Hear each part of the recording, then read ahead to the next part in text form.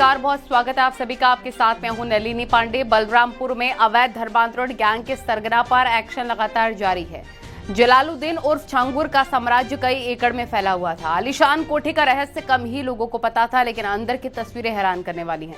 कोठी में power house, अस्तबल और 50 कमरे किसी राजा की हवेली से कम नहीं है। इसके बेडरूम से विदेशी तेल और शक्तिवर्धक दवाइयां भी मिली हैं। जलालुद्दीन का साम्राज्य अब जमींदोज हो रहा है। इसी पर आपको दिखाते हैं हमारी ये स्पेशल रिपोर्ट।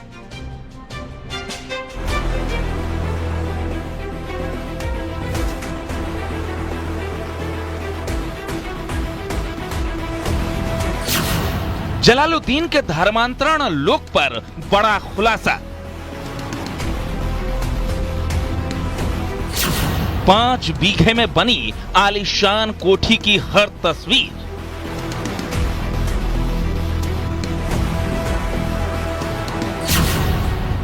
पैंतालीस कमरे, अस्तबल, पावर हाउस वाला महल,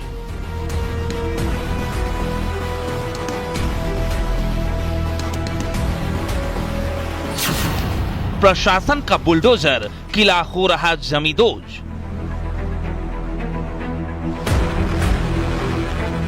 अवैध धर्मांतरण रैकेट के मास्टरमाइंड जलालुद्दीन उर्फ छांगुर का अड्डा किसी फिल्मी सीन से कम नहीं है। बलरामपुर के उतरौला में बाबा की 5 बीघे में बनी कोठी की एक बड़ा हिस्सा अवैध तरीके से सरकारी जमीन पर अतिक्रमण करके बनाया गया है, जिसे प्रशासन की टीम 8 बुलडोजर के जरिए गिरा रही है। जलालुद्दीन की कोठी कितनी बड़ी है, इसका अंदाजा आप इसी बात से लगा सकते हैं कि पहले दिन 8 बुलडोजर के जरिए अवैध हिस्से को पूरा नहीं गिराया जा सका और बुधवार को दूसरे दिन भी ये कार्रवाई जारी है। छांगुर बाबा जिस हिस्से में रहता था उसको गिराने की अभी तक बात सामने नहीं आई है, लेकिन ये जो अवैध निर्माण था, जिसको आप कॉलेज कह सकते हैं या जिस भी पर्पज में इसको इस्तेमाल करना था, क्योंकि यहाँ पर बड़े बड़े 60 कमरे बने हुए हैं, यहाँ पर लोगों को रुकाने का इंतजाम था या वहाँ पे क्लासेस चलाई जानी थी, ये बात तो भी साफ नहीं है। लेकिन इसका आधा हिस्सा जो है वो अवैध निर्माण था। जमीन पर अवैध कब्जा किया गया और उस पर निर्माण कराया गया, और इसी निर्माण को लेकर के जो यहाँ का एक ठेकेदार है वसीउद्दीन उर्फ बब्बू, जिसने इसको बनवाया था, इसकी पेमेंट को लेकर भी बवाल हुआ था। 12 करोड़ रुपए उसने बिल दिया था, लेकिन उसको मात्र 6 करोड़ रुपए ही छांगुर बाबा की ओर से दिए गए। न्यूज 18 की टीम ने पड़ताल की और पाया कि अवैध धर्मांतरण का हेडक्वार्टर करीब 1 एकड़ जमीन में फैला हुआ है, जिसमें एक बड़ा सा हॉल है। 45 कमरे ऐसे हैं जिनमें अटैच्ड बाथरूम है, और यही नहीं, यहाँ पर एक अस्तबल भी मिला है, यानी यहाँ पर घोड़े रखे हुए थे। पूरे परिसर की बाउंड्री पर बिजली के तार लगे हैं। धर्मांतरण के अड्डे पर जलालुद्दीन ने अपना खुद का पावर हाउस बनाया हुआ था। धर्मांतरण मामले का आरोपी जलालुद्दीन उर्फ छांगुर बाबा का ये अवैध मकान 5 बीघे में बना हुआ है, यानी 1 एकड़ में बना हुआ है और आलीशान तरीके से बना हुआ है। ये जो अवैध मकान था, इसमें 45 से ज्यादा कमरे थे, अटैच्ड बाथरूम था, तो आप इससे अंदाजा लगाइए कि किस तरीके से था। इसके अलावा पावर बैकअप के लिए जरा मैं आपको तस्वीरें दिखाऊं तो यहाँ पर देखिए, पावर बैकअप के लिए तमाम इक्विपमेंट यहाँ पर लगाए गए थे। इसको देखिए आप, ये तमाम इक्विपमेंट, और इधर केवल बैटरी, सोलर पैनल काफी ज्यादा, यानी जो लोग आ रहे हैं उसके घर पर किसी भी तरीके से परेशानी ना हो, दिक्कत ना हो, उसके वजह से यहाँ पर पूरी व्यवस्था जो है जलालुद्दीन उर्फ छांगुर बाबा आरोपी धर्मांतरण मामले का वो किया हुआ था। ध्वस्तीकरण की कार्रवाई के दौरान जलालुद्दीन के बेडरूम से शक्तिवर्धक दवाइयां, विदेशी तेल, विदेशी शैम्पू, साबुन, फ्लोर क्लीनर और 80 बुटीक की एक बिल बुक भी जांच टीम को मिली है। छांगुर की किलेनुमा कोठी में लग्जरी लाइफ से जुड़ी हर चीज मौजूद थी। विदेशी तेल और शक्तिवर्धक दवाइयां मिलने के बाद पुलिस की टीम भी चौंक गई है। हम इस वक्त जमालुद्दीन और छांगुर बाबा के उस ऐशगाह में हैं, जहां पर हर सुख सुविधा की चीजें मौजूद हैं। एक बहुत बड़े मकान का ये वो कमरा है जहां पर जमालुद्दीन खुद रहता था, खुद यहीं पर रुकता था। उसके आने जाने वाले जो उसके बेहद खास लोग होते थे वही इस कमरे तक पहुंच पाते थे। एजेंसीज ने यहां भी छापेमारी की है, तमाम चीजें यहां से भी जुटाई हैं। ये कोई कुछ दवाइयां यहां पड़ी हुई हैं, हाँ, जो इसके कॉन्स्टिट्यूएंट्स लिखे हुए हैं उसके मुताबिक ये मजबूती के लिए, ताकत के लिए ये शक्तिवर्धक दवाइयां हैं जो यहां से मिली हैं। एक ये डिब्बा है, देखिए, स्पेनिश ऑयल, ये रिफाइंड ऑलिव ऑयल है। इसका इस्तेमाल भी करते थे छांगुर बाबा और जलालुद्दीन उर्फ छांगुर बाबा के अवैध धर्मांतरण गैंग के तार कई देशों तक जुड़े हैं। खास तौर पर खाड़ी देशों में यात्रा का कनेक्शन सामने आया है। लखनऊ से गिरफ्तारी के बाद यूपी एटीएस क्राइम कुंडली खंगाल रही है, तो दूसरी ओर बलरामपुर में बुलडोजर एक्शन जारी है। Bureau report, news 18।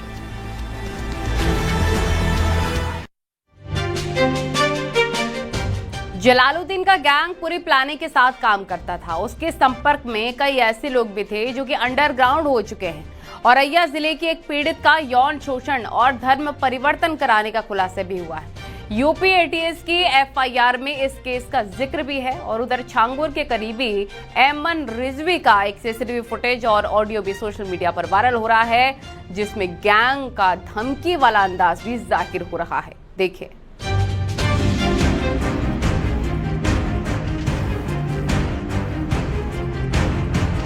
बलरामपुर में अवैध धर्मांतरण का सरगना जलालुद्दीन उर्फ छांगुर बाबा बेहद शातिर है। कई जगह उसने अपना नेटवर्क फैला रखा है। औरैया जिले की रहने वाली एक युवती को हिंदू युवक रुद्र बनकर मुस्लिम मेराज ने फंसाया था। पिता की शराब छुड़वाने के लिए ये लड़की मेराज के जरिए छांगुर बाबा के संपर्क में आई थी। पिता की शराब छुड़वाने के नाम पर युवती को इस्लाम अपनाने के लिए मजबूर किया गया। कानपुर ले जाकर मेराज, उसके पिता रियाज, भाई उमर ने शारीरिक शोषण किया और उसका वीडियो भी बनाया। आरोप है कि बाद में वीडियो कॉल के जरिए छांगुर ने लड़की को इस्लाम धर्म स्वीकार करवा दिया और वीडियो कॉल पर दोनों का निकाह भी करवा दिया। मौका मिलने पर युवती वहां से भाग निकली और अपने परिवार को इसकी जानकारी दी।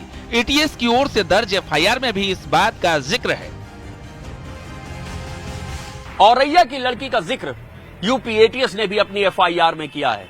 किस तरह मेराज ने रुद्र बनकर इस लड़की को अपने फर्जी प्रेम जाल में फंसाया और फिर जलालुद्दीन और उसके गुर्गों ने मिलकर शारीरिक शोषण किया इस लड़की का। यही नहीं, वीडियो कॉल पर उसका धर्मांतरण भी कराया गया।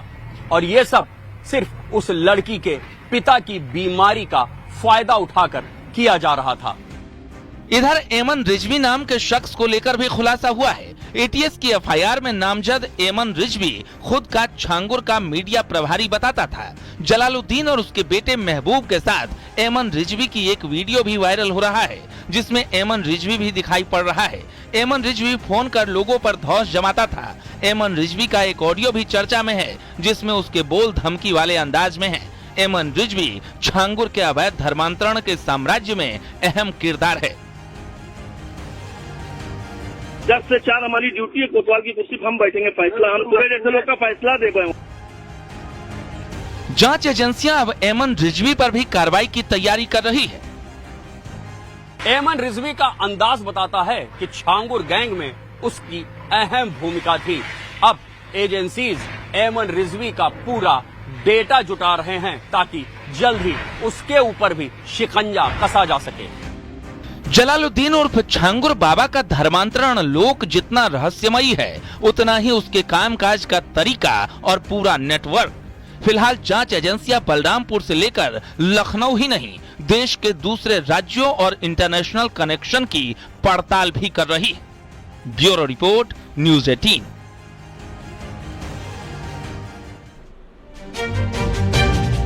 और बलरामपुर में अवैध धर्मांतरण और जलालुद्दीन की अकूत संपत्ति का खुलासा होने के बाद जांच का दायरा काफी ज्यादा बढ़ गया है और ईडी ने भी जलालुद्दीन उर्फ छांगुर से जुड़ी जानकारी यूपी एटीएस से मांगी है।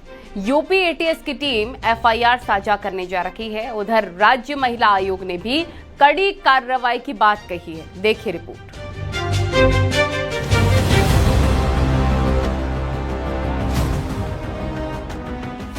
बलरामपुर से लेकर लखनऊ और देश के दूसरे हिस्सों में फैले छांगुर के साम्राज्य पर शिकंजा कसने के लिए केंद्रीय एजेंसियां भी सक्रिय हो गई हैं। प्रवर्तन निदेशालय यानी ईडी की टीम ने भी यूपी एटीएस से एफआईआर की जानकारी मांगी है। करोड़ों के लेन देन और खाड़ी देशों की यात्रा के अलावा बलरामपुर में चल अचल संपत्ति की जानकारी भी जुटाई जा रही है। जांच एजेंसियां अब जलालुद्दीन उर्फ छांगुर बाबा पर तगड़ा एक्शन करने की तैयारी में है। जलालुद्दीन उर्फ छांगुर बाबा के अवैध धर्म परिवर्तन सिंडिकेट की जांच में ईडी की भी एंट्री हो गई है। ईडी ने छांगुर बाबा और इस पूरे सिंडिकेट के खिलाफ मनी लॉन्ड्रिंग का मामला दर्ज कर लिया है। अपराध से कमाई गई संपत्ति, देशी विदेशी बैंकों में किए गए ट्रांजैक्शन की डिटेल्स ईडी जुटाने में लग गई है। ईडी ने एटीएस से इस एफआईआर और अब तक की कार्रवाई की जानकारी भी मांग ली है। उधर जलालुद्दीन उर्फ छांगुर बाबा मामले में राज्य महिला आयोग की अध्यक्ष ने भी सख्त से सख्त सजा दिए जाने की मांग की है। लव जिहाद जैसे मामलों से बचने के लिए महिलाओं और लड़कियों को जागरूक किए जाने की बात भी कही। इस अपराध के लिए है वो उम्र कैद तक की सजा है और मैं तो कहती हूँ कि ऐसे लोगों को फांसी होना चाहिए, क्योंकि ये समाज में बहुत बड़ा कलंक है। ये समाज में भी है और अपने जाति और धर्म को भी बदनाम करते हैं ऐसे लोग। तो जैसा मेरे सामने आया अभी जमालुद्दीन का कि ये लड़कियों को, जो छोटी लड़कियां होती थी जो नाबालिग हैं 14-15 साल की, ले जाके कुछ बड़ी महिलाएं भी इन्होंने ऐसे की हैं। तो इससे ज्यादा कुकृत्य जिसको कहना चाहिए नहीं हो सकता कुछ भी। अवैध धर्मांतरण का गैंग खाड़ी देशों से कैसे जुड़ा है? क्या जलालुद्दीन के गैंग का कोई सदस्य विदेश में भी छिपा है? महाराष्ट्र के लोनावाला में करोड़ों की प्रॉपर्टी से लेकर विदेश दौरे तक कई ऐसे राज हैं जिनसे पर्दा उठना भी बाकी है। फिलहाल जांच का दायरा बढ़ता जा रहा है और कानूनी कार्रवाई भी जारी है। जलालुद्दीन उर्फ छांगुर का किला ध्वस्त करने के लिए यूपी में तगड़ा एक्शन चल रहा है। Bureau report, news 18।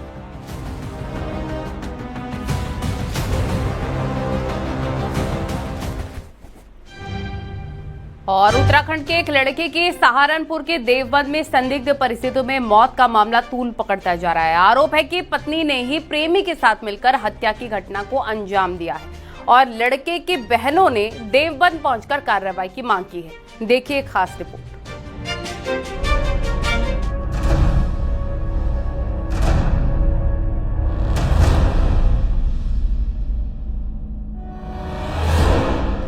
सहारनपुर के देवबंद में एक सनसनीखेज मामला सामने आया है।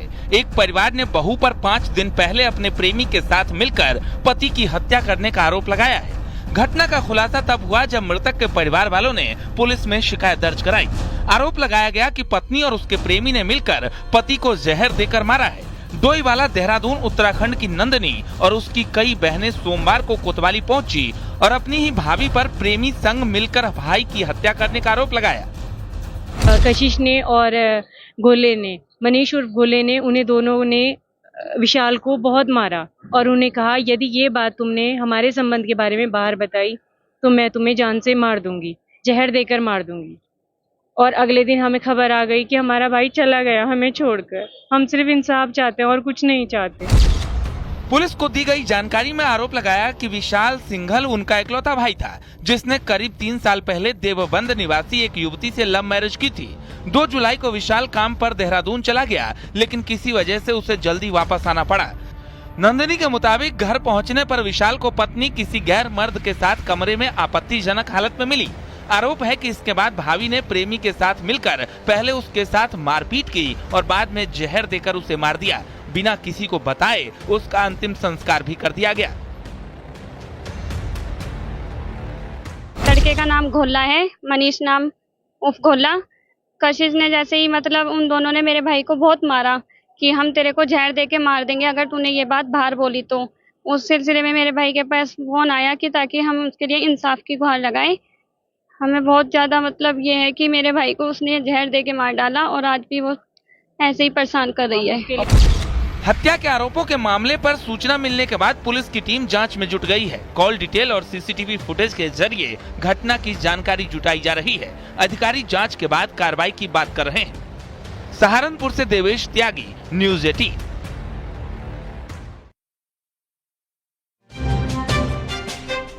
मुजफ्फरनगर पुलिस ने एनकाउंटर में 9 बदमाशों को गिरफ्तार किया है। गोली लगने से 5 बदमाश घायल हो गए हैं। गिरफ्तार छात्रों में 3 पर 25-25 हजार का इनाम भी था और इनके पास से 6 अवैध तमंचे, कारतूस, कार, एक पिकअप, चोरी की 2 भैंस बरामद हो गई हैं।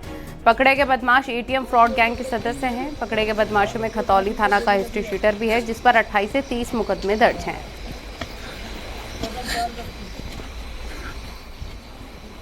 श्रीमान वरिष्ठ पुलिस अधीक्षक महोदय के नेतृत्व में कल जनपद मुजफ्फरनगर पुलिस के साथ 2 थाना क्षेत्रों में बदमाशों की मुठभेड़ हुई। एक थाना मीरापुर में, एक थाना बौराकला में।